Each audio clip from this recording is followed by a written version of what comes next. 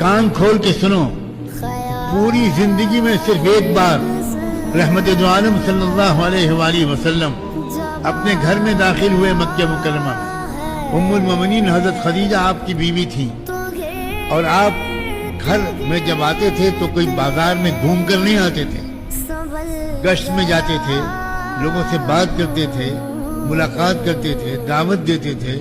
कोई पत्थर मारता था, कोई थूकता था, कोई गाली देता था, और हुजूर ये सारे जख्म और जिल्लतें सहने के बाद घर में आते थे।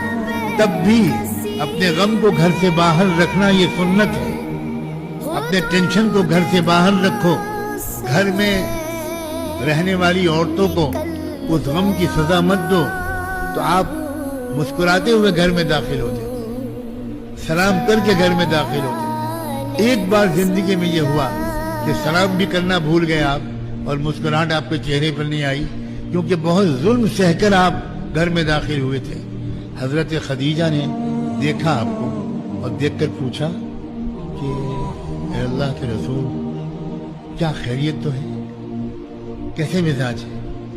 हजरत हुजूर ने कहा क्या बात है, कोई खास बात नहीं। हजरत खदीजा ने कहा कि नहीं, आज आप न तो मुस्कुराए हैं न सलाम किया। अल्लाहु अकबर।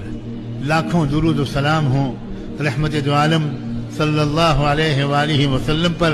उल्टे कदम अल्लाह के रसूल पीछे निकले, घर से बाहर गए, फिर दोबारा घर में दाखिल हुए और इस बार सलाम करके वो मुस्कुराते हुए दाखिल और कहा, खदीजा अल्लाह तुमको जज़ाए खैर दे, एक बहुत नेक काम के सवाब से महरूम रहने से आज तुमने मुझको बचा लिया।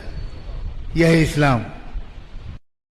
कान खोल के सुनो, पूरी जिंदगी में सिर्फ एक बार रहमत दो आलम सल्लल्लाहु अलैहि वसल्लम अपने घर में दाखिल हुए मक्का मुकर्रमा में। उम्मुल मोमिनीन हजरत खदीजा आपकी बीवी थी और आप घर में जब आते थे तो कोई बाजार में घूम कर नहीं आते थे, गश्त में जाते थे, लोगों से बात करते थे, मुलाकात करते थे, दावत देते थे।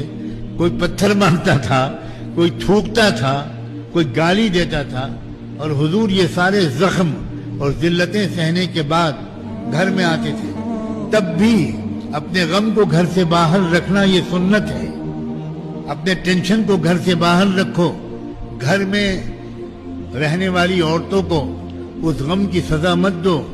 तो आप मुस्कुराते हुए घर में दाखिल होते थे, सलाम करके घर में दाखिल होते थे। एक बार जिंदगी में ये हुआ कि सलाम भी करना भूल गए आप और मुस्कुराहट आपके चेहरे पर नहीं